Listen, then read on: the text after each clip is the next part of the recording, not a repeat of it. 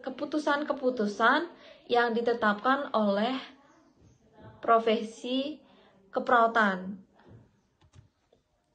Adapun dasar-dasar hukum keperawatan paliatif, yang pertama dilihat dari aspek mediko-legal dalam keperawatan paliatif,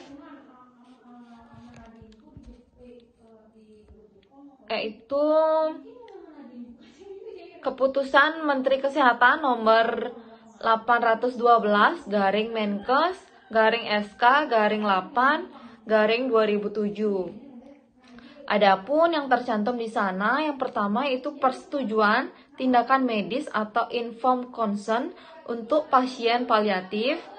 Kemudian resusitasi atau tidak resusitasi pada pasien paliatif. Selanjutnya perawatan pasien paliatif di ruang ICU dan masalah mediko-legal lainnya pada perawatan pasien paliatif. Adapun dasar hukum keperawatan paliatif yang kedua yaitu mediko-legal eutanasia, di mana seperti yang kita sudah ketahui, eutanasia itu merupakan suatu tindakan yang baik yang disengaja atau tidak melakukan sesuatu untuk memperpanjang hidup seseorang pasien atau sengaja melakukan sesuatu untuk memperpendek hidup atau mengakhiri hidup seseorang pasien tersebut, dan di mana eutanasia ini merupakan suatu tindakan yang dilakukan atas kemauan dari pasien tersebut ataupun kepentingan dari pasien itu tersendiri, seperti itu. Selanjutnya, adapun kajian etik tentang perawatan paliatif. Prinsip dasar dalam keperawatan paliatif ini menurut Rasjidi tahun 2010 ada 13 prinsip. Yang pertama, sikap peduli terhadap pasien, menganggap pasien sebagai seorang individu. Selanjutnya, yang ketiga, pertimbangan kebudayaan, dan yang keempat, persetujuan. Yang kelima, memilih tempat dilakukannya perawatan, dan yang keenam, aspek yang paling penting ini komunikasi. Yang ketujuh, aspek klinis, yaitu perawatan yang sesuai dengan kondisi dari pasien tersebut. Selanjutnya, perawatan yang komprehensif dan terkoordinasi. Yang kesembilan, kualitas perawatan yang sebaik mungkin. Yang ke-10, perawatan yang berkelanjutan. Yang ke-11, mencegah terjadinya kegawatan pada pasien tersebut. Yang ke-12, bantuan kepada sang perawat. Dan yang ke-13 yaitu pemeriksaan ulang. Adapun prinsip-prinsip etik yang paling penting dalam keperawatan paliatif yaitu yang pertama yaitu autonomi atau otonomi, yang kedua non-maleficiency atau tidak merugikan, yang ketiga veracity atau kejujuran, yang keempat benefice atau berbuat baik, yang kelima justice, keadilan, yang keenam yaitu confidentiality atau kerahasiaan, dan accountability atau akuntabilitas. Kebijakan keperawatan paliatif tujuan umum sebagai payung hukum dan arahan bagi perawat paliatif di Indonesia. Tujuan khususnya, yang pertama ada terlaksananya perawatan paliatif yang bermutu sesuai standar yang berlaku di seluruh Indonesia. Yang kedua ada tersusunnya pedoman-pedoman pelaksanaan atau juklak perawatan paliatif. Yang ketiga ada tersedianya tenaga medis dan non-medis yang terlatih. Yang keempat ada tersedianya sarana dan prasarana yang diperlukan. Kebijakan. Program paliatif yang efektif akan tercapai jika didukung komitmen pemangku kebijakan dengan pendekatan kesehatan masyarakat.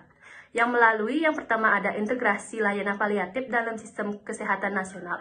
Yang kedua ada ketersediaan layanan profesional serta pemberdayaan masyarakat. Yang ketiga ada ketersediaan sarana dan prasarana, terutama untuk pengolahan nyeri dan gejala psikologis.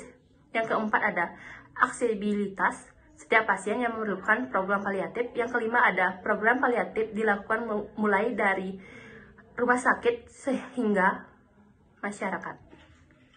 Sasaran kebijakan pelayanan paliatif. Yang pertama ada seluruh pasien atau dewasa dan anak dan anggota keluarga.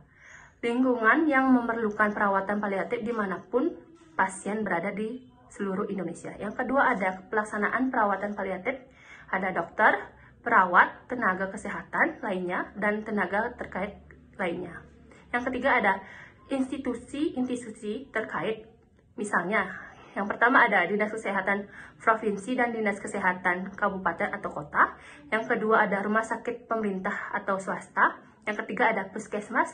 Yang keempat ada rumah perawatan atau hospice. Yang kelima ada fasilitas kesehatan pemerintah dan swasta. Lingkup kegiatan perawatan paliatif. Yang pertama ada jenis kegiatan perawatan paliatif meliputi. Yang pertama ada penata laksanaan nyeri. Yang kedua ada penata laksanaan keluhan fisik lain. Yang ketiga ada asuhan keperawatan. Yang keempat ada dukungan psikologis. Yang kelima ada dukungan sosial. Yang keenam ada dukungan kultural dan spiritual. Yang ketujuh ada dukungan persiapan dan selama masa duka cita atau break-affirmment. Yang kedua ada perawatan paliatif dilakukan melalui rawat inap, rawat jalan, dan kunjungan atau rawat rumah. Terima kasih. Selanjutnya di sini saya, Komanila Sri Udayani, akan melanjutkan sumber daya manusia. Yang pertama itu ada pelaksana perawatan paliatif adalah tenaga kesehatan, pekerja sosial, rohaniawan, keluarga, relawan.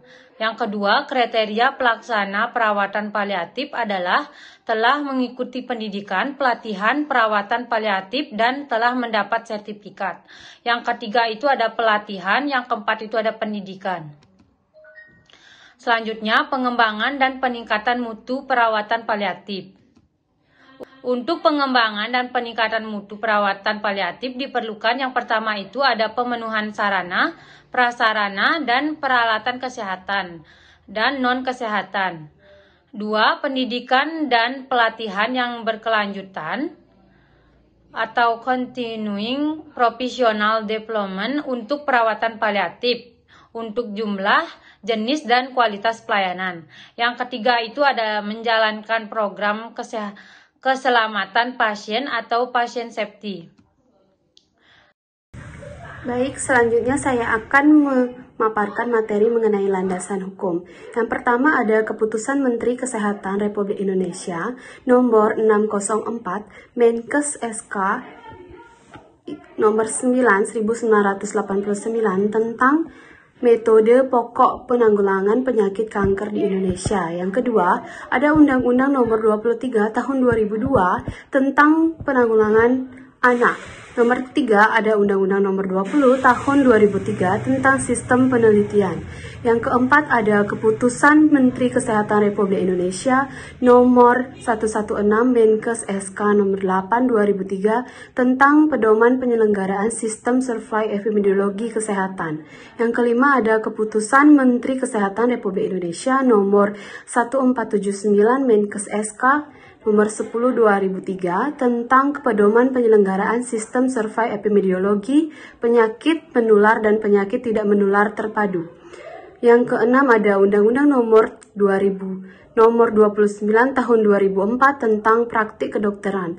Nomor 7 ada Keputusan Menteri Kesehatan Republik Indonesia Nomor 430 Menkes SK Nomor 4 Tahun 2007 tentang pedoman pengendalian penyakit kanker. Nomor 8 ada Keputusan Menteri Kesehatan Nomor 812 Menkes SK Nomor 7 Tahun 2007 tentang kebijakan perawatan paliatif.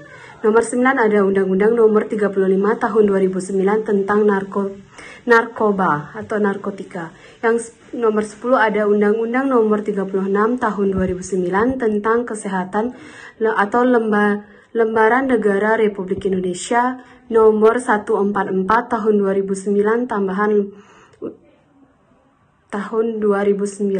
tambahan Lembaran Negara Republik Indonesia Nomor 5063. Yang 11 ada Undang-Undang Nomor 44 Tahun 2009 tentang Rumah Sakit. Yang 12 ada Peraturan Presiden Nomor 5 Tahun 2010 tentang Rencana Pembangunan Jangka Menengah Nasional tahun 2010 sampai tahun 2014. 13 ada Peraturan Menteri Kesehatan Republik Indonesia Nomor 1144 Menkes Per nomor 8 2010 tentang organisasi dan tata kerja Kementerian Kesehatan. Yang 14 ada keputusan Menteri Kesehatan nomor HK 0301 16012 tahun 2010 tentang Rencana Strategis Kementerian Kesehatan tahun 2010 sampai 2014, Undang-Undang Nomor 24 tahun 2011 tentang Badan Penyelenggaraan Jaminan Sosial.